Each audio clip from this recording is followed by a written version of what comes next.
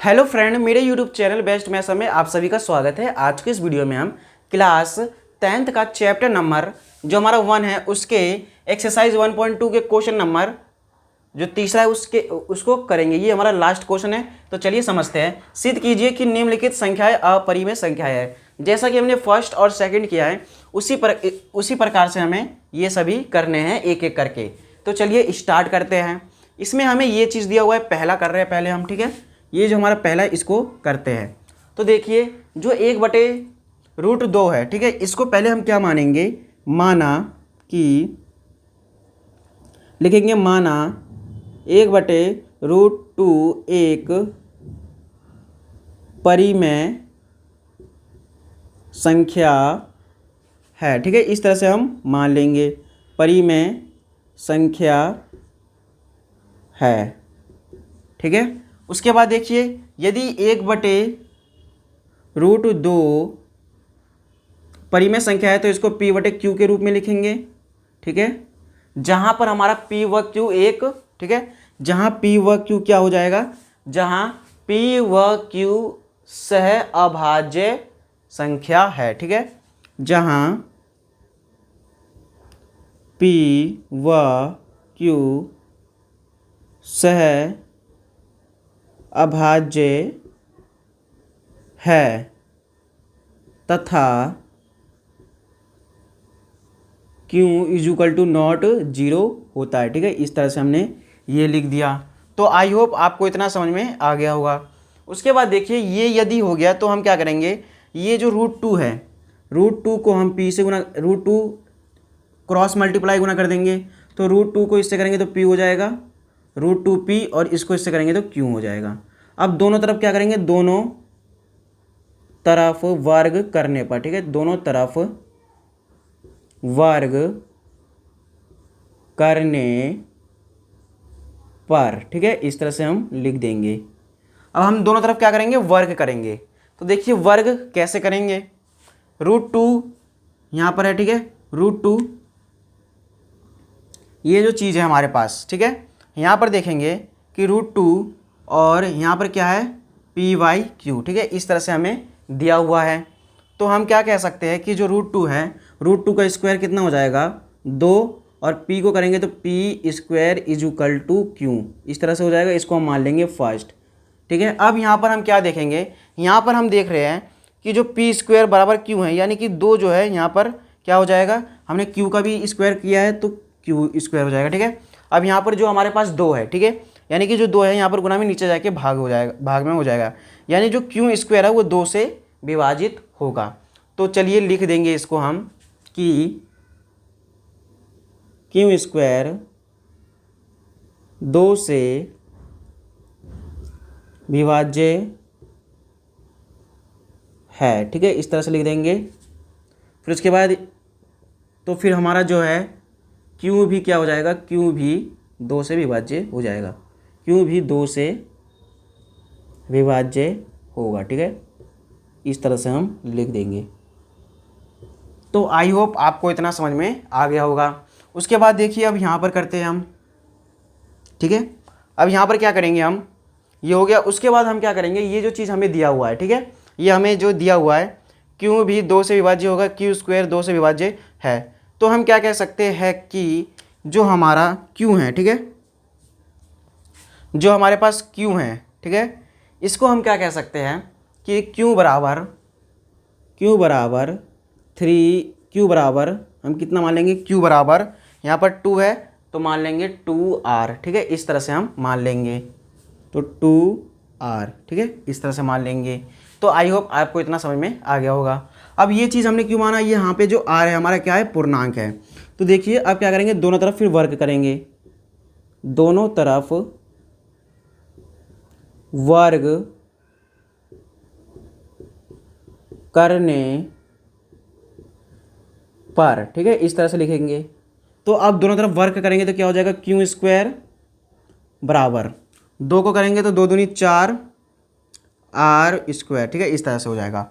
अब देखिए हमने समीकरण फर्स्ट से क्या करेंगे, लिखेंगे कि समीकरण फर्स्ट से, ठीक है, इस तरह से लिखेंगे तो हम देखेंगे समीकरण फर्स्ट से कि यहाँ पर जो क्यू स्क्वायर है, क्यू स्क्वायर की जगह हम 2p² लिख सकते हैं।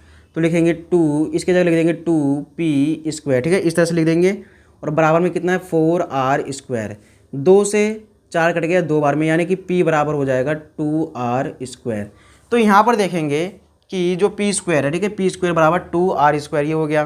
तो ये जो p² है हमारे पास, ठीक है, जो p² है और यहाँ पर r² के साथ जो गुणे में 2 है, ये नीचे जाके डिवाइड में हो जाएगा। यानी कि हम कह सकते हैं कि जो p² है, ठीक है, वो 2 से क्या हो जाएगा, विभाज्य है, ठीक है, 2 से विभाज्य है, ये हो जाएगा। उसके बाद हम ये भी कह सकते हैं कि p भी 2 से विभाज्य होगा, ठीक है, विभाज्य होगा यानी कि है, ठीक है, इस तरह से हम लिख देंगे।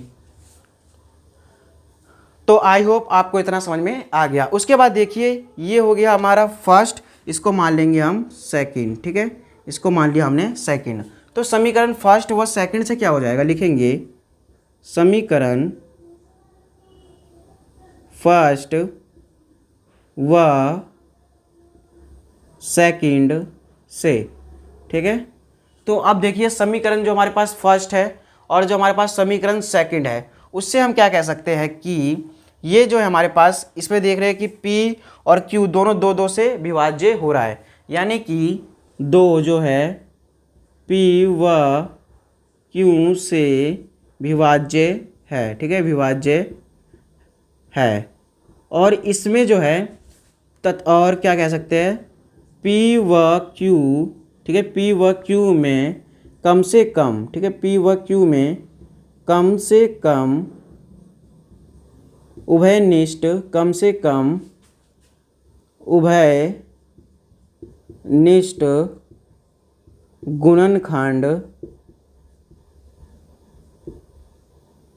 गुणनखंड कितना है हमारा 2 है, ठीक है, कितना है 2 है।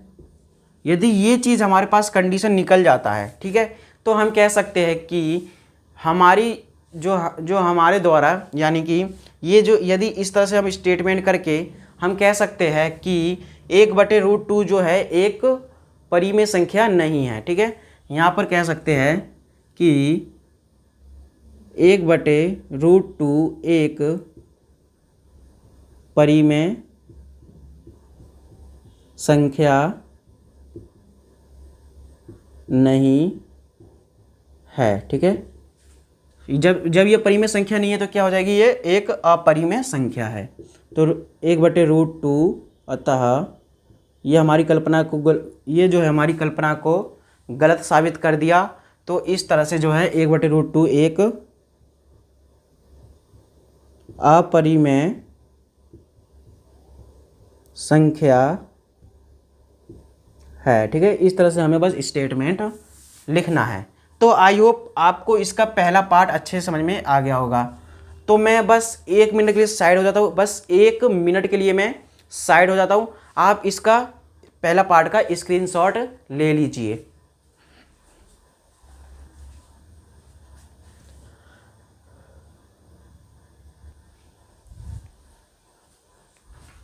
आई होप आपने इसका स्क्रीनशॉट ले लिया होगा इसके पहले पार्ट का। चलिए अब दूसरा करते हैं। इसमें ये जो है हमारा पहला ये कंप्लीट हो गया, ठीक है। अब चलिए दूसरा देखते हैं। तो दूसरा को यहाँ से स्टार्ट करेंगे ताकि हमारे पास पूरा फुल जगह हो सके, ठीक है। तो चलिए देखिए यहाँ पर क्या दे रखा है 7√5, इसे हमें अपरिमेय संख्या सिद्ध करना है। तो हम क्या करेंगे, वही करेंगे कि मानेंगे। पहले हम क्या करेंगे, माना लिखेंगे, माना 7√5 एक परिमेय संख्या है, ठीक है। इस तरह से पहले हम मानेंगे एक परिमेय संख्या है, ठीक है, इस तरह से मान लेंगे, ठीक है। उसके बाद और हम क्या कह सकते हैं कि यदि ये है तो हम 7√5 को P/Q के रूप में लिख सकते हैं, ठीक है। और जहाँ P तथा P व जो Q हैं, P व Q एक सह अभाज्य पूर्णांक है, ठीक है, सह अभाज्य पूर्णांक है, ठीक है। जहाँ पर P व Q क्या है, हमारा सहअभाज्य पूर्णांक है और तथा Q is equal to not zero होता है, ठीक है। Q is equal to not zero है, ठीक है। इस तरह से हम स्टेटमेंट लिख देंगे इसका। उसके बाद देखिए अब इसमें क्या करेंगे, √5 को एक जगह रखेंगे तो √5 P/Q। अब यहाँ पर देखिए Q जो है हमारा, यहाँ पर ये गुना में नीचे जाके डिवाइड में हो जाएगा, यानी कि इसके साथ में गुना में हो जाएगा। तो √5 इजुकल टू P7Q, ठीक है। इस तरह से लिख देंगे। तो इस तरह से हो गया। अब हम क्या कह सकते हैं इसका, अब हम यहाँ पे क्या कह सकते हैं कि जो हमारा P व Q है वो तो एक पूर्णांक है, ठीक है। P व Q पूर्णांक है, ठीक है। इस तरह से हम लिख देंगे। उसके बाद देखिए और क्या कह सकते हैं कि जो हमारा दिया हुआ है, क्या दिया हुआ है, ये यदि ये पूर्णांक है तो P/7Q एक परिमेय संख्या है, ठीक है। एक परिमेय संख्या है, ठीक है। ये हो जाएगा इस तरह से। बस हमें इस तरह से स्टेटमेंट लिखना है। तो आई होप आपको इतना समझ में आ गया होगा। उसके बाद देखिए और क्या कह सकते हैं ये, और जो हमारा √5 है, ठीक है। √5 इसके अनुसार क्या हो जाएगा, √5 एक अपरिमेय संख्या हो जाएगा, ठीक है। √5 इसके अनुसार हमारा परिमेय संख्या है, ठीक है। √5 परिमेय संख्या है, ठीक है। परिमेय संख्या है जो असत्य है, ठीक है। जो कि क्या है हमारा, असत्य है, ठीक है। इस तरह से लिख देंगे। और उसके बाद क्या हो जाएगा, ये इतना स्टेटमेंट करने के बाद हम लिख सकते हैं कि यह क्या है, यह गलत है कि, लिख देंगे यह गलत है कि 7√5 एक परिमेय संख्या है, ठीक है। ये जो है हमारा, ये अवधारणा जो गलत है, ये जो हमें अवधारणा मिला है इसके सहित, ये गलत है कि जो 7√5 एक परिमेय संख्या है, परंतु ये जो है अतः 7√5 एक अपरिमेय संख्या है, ठीक है। तो इससे क्या हो जाएगा, हमारा इसका सॉल्यूशन कंप्लीट हो जाएगा। इस तरह से दूसरा भी हमारा कंप्लीट हो गया। तो आई होप आपको समझ में आ गया होगा। मैं बस 1 मिनट के लिए साइड हो जाता हूँ, आप इसका स्क्रीनशॉट ले लीजिए।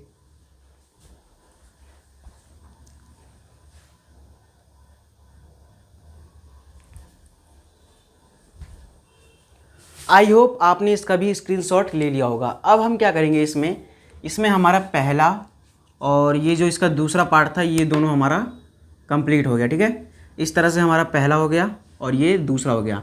अब हमारे पास लास्ट है तीसरा, ठीक है। तीसरा में क्या दे रखा है कि 6 + √2, ये हमें बताना है कि ये जो है हमारा क्या है, अपरिमेय संख्या, ये हमें बताना है। तो लिखेंगे पहले कि माना 6 + √2 एक परिमेय संख्या है, ठीक है। इस तरह से मान लेंगे एक परिमेय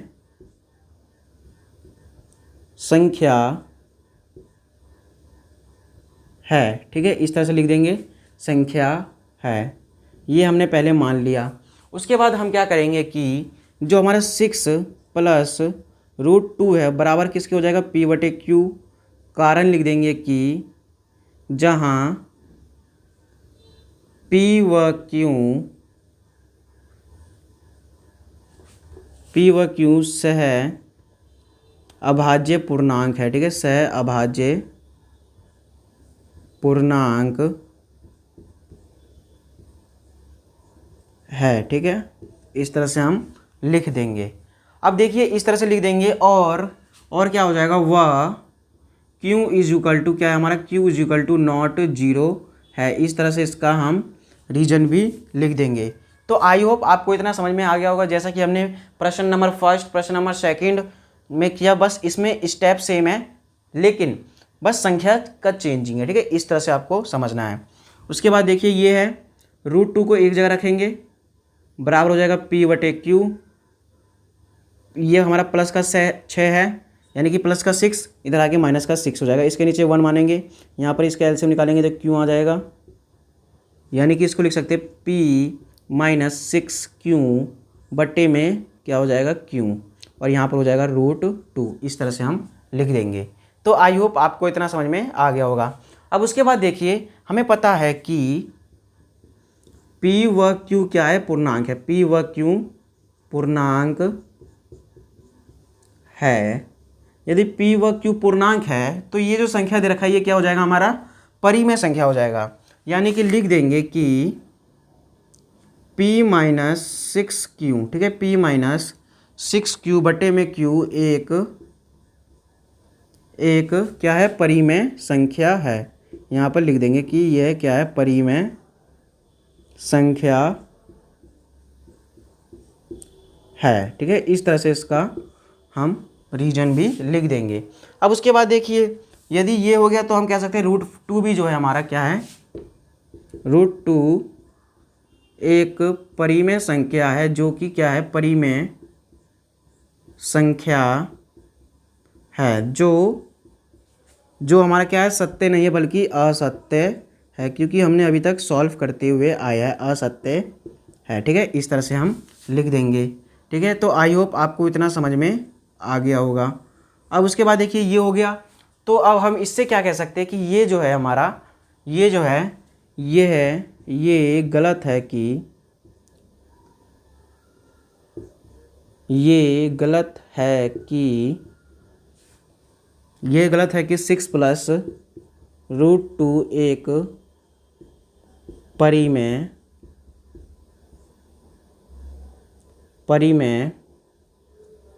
ठीक है, परिमेय संख्या है, परिमेय संख्या है, ठीक है, ये जो दिया हुआ है। लेकिन जो होगा अतः हम क्या लिख देंगे, 6 प्लस √2 एक क्या है, अपरिमेय